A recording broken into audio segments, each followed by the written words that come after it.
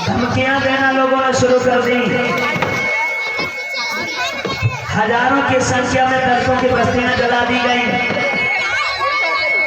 बाबा साहब को धमकी आती थी कि अम्बेडकर या तो साइन कर दो, मांगे वापस ले लो, नहीं तो गोली से मार दूंगा। कोई कुछ धमकी देता था। बाबा साहब के एक नौकर थे जिनका नाम था नानक चंद्र रत्तू। तो नानक चंद्र रत्तू को जब सुनने के लिए मिला तो वो डर गए और बाबा साहब से कहने लगे कि साहब तुम ऐसा करो, साइन कर दो, नहीं तो अगर आपको कुछ हो गया तो आप इतनी मेहनत से कारवा लेकर आए हैं, लोगों को पता भी नहीं होता है। तो ये फैसला कहाँ हुआ था? वही पूना की अरबदा जेल में।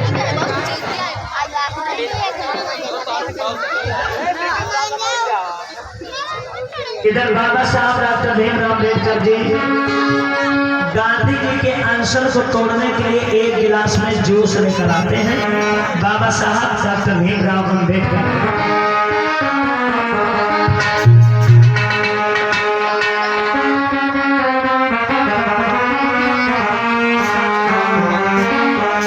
ये कुर्सी इधर कमाए भैया, कुर्सी दो।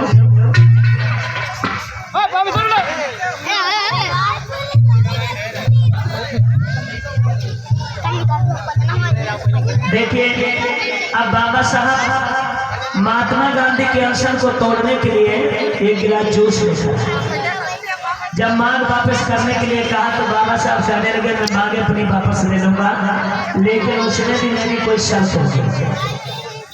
पहली शर्त मेरी ये होगी कि प्रांतीय सभा में जो 545 सीटें हैं उनमें से 197 सीटें हम अछूतों के खाते में आनी चाहिए। तो 197 पारित नहीं की गई, 126 सीटें पारित की गई।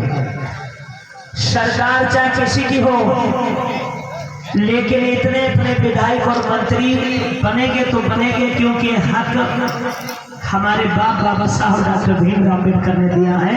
और आज भी शासन है, उसमें भी अपनी बिरादरी अपने समाज के मंत्री विधायक है, लेकिन बात यह है वो बेचारे दुम हिला रहे हैं, कुछ करने के लायक नहीं, ना कुछ कर पा रहे हैं। बाबा साहब ने दूसरी मांग रखी कि रेलवे कस्टम, टेलीफोन विभाग, कस्टम सरकारी विभाग में हमारे समाज के लोगों को 12.7% आरक्षण होना चाहिए। वो भी मान्य नहीं किया गया। 8.33% आरक्षण मिला। जो आज अगर हमारे समाज के लोग, शोध वर्ग के लोग गवर्नमेंट सर्वेंट हैं, नौकरी करते हैं, ऊंचे ऊंचे पदों पर हैं, तो इसी अधिकार की बदौलत नौकरियां मिली है। नहीं तो अगर बाबा साहब ये हक ना लेकर आते तो डीएम कमिश्नर की बात छोड़ो, कोई अपनी बिरादरी में चपरासी भी नहीं होगा। बाबा साहब ने मांग रखी कि कुआं बाबरिन से जिस तरीके से सब कोई पानी पीता है, हमारे भी समाज के लोगों को पानी पीने का हक होना चाहिए। आज किसी भी माई के लाल के नल के हत्या को पकड़ लीजिए, पानी पी लो, कोई तुम्हें रोकने वाला नहीं। ये फैसला हुआ था शाम को 5 बजे, 25 सितंबर 1932 शाम के 5 बजे। तो जब बाबा साहब ने गांधी जी को वो जोश का भरा हुआ गिलास दिया, तब बाबा साहब ने कहा था कि गांधी जी ये तुम्हें जूस नहीं पिला रहे हैं, सच ये है कि अपने समाज का निकला हुआ खून पिला रहे हैं। और देखा जाए तो वो खून से भी बढ़कर था। क्या हुआ? अरे सोच समझ के बाबा ने जबरदस्ती कदम उठाई।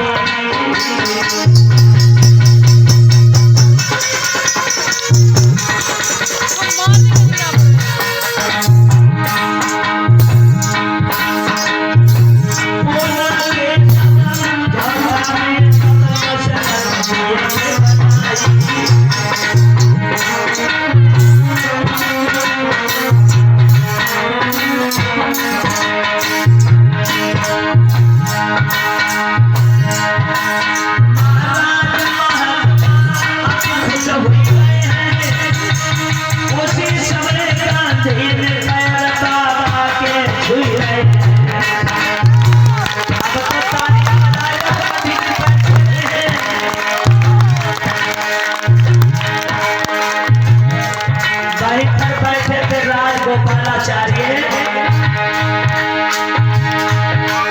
तब राज गोपालाचार्य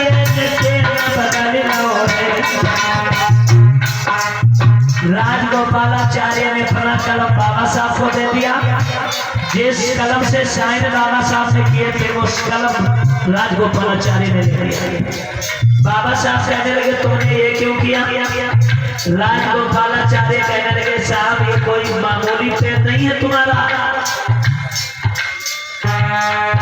जाने तक से बापू की जान जाने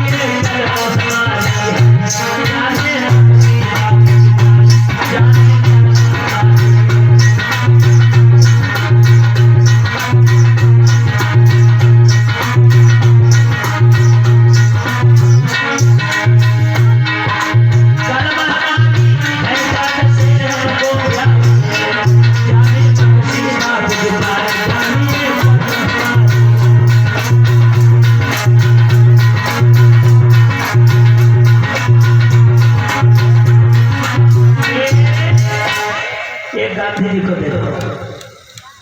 इस तरीके से बाबा साहब ने गांधी को जीवन दान देने का काम किया। तो बाबा साहब से निवेदन है कि सामने खड़े हो जाए।